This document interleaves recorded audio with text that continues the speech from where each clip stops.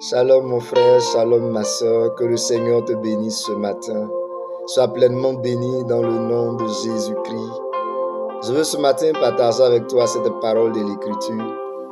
Dans le livre de Jean, le chapitre 6, à partir du verset 53, où le Seigneur Jésus-Christ déclare ceci. Jésus leur dit, en vérité, je vous le dis, si vous ne mangez la chair du Fils de l'homme, et si vous ne buvez son sang, vous n'avez point la vie en vous-même. Celui qui mange ma chair et qui boit mon sang, a la vie éternelle, et je le ressusciterai au dernier jour.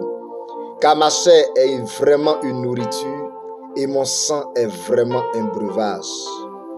En effet, en lisant ce passage, on va croire que le Seigneur Jésus-Christ nous amène au cannibalisme. Non, le Seigneur n'est pas un cannibaliste. Il ne nous amène pas au cannibalisme. Quand le Seigneur dit de manger sa chair et de boire son sang, cela ne se réduit pas simplement à la Sainte Seine, à laquelle nous prenons part dans les différentes assemblées dans lesquelles nous sommes. Mais c'est encore plus profond parce que le Seigneur nous demande de manger sa parole. La nourriture que le Seigneur nous donne ici, c'est sa parole. La chair du Seigneur est représentée par la parole de Dieu. Nous devons nous nourrir de la parole. Parce que c'est de la parole de Dieu que vient la vie. C'est de la parole de Dieu que vient la subsistance nécessaire pour notre croissance spirituelle. Et quand il nous demande ici de boire de son sang, le Seigneur nous demande d'être imbibé de l'esprit, d'être rempli de l'esprit de vie.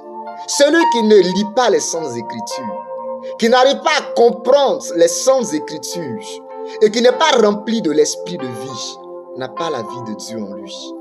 Le Seigneur nous demande deux choses fondamentales de notre marche avec lui. D'être imprégné dans la parole du Seigneur, d'être imprégné dans les Saintes Écritures. La Bible dit que c'est l'Esprit lui-même qui nous donne la capacité d'être instruit selon toutes choses. Le Saint-Esprit vient nous enseigner.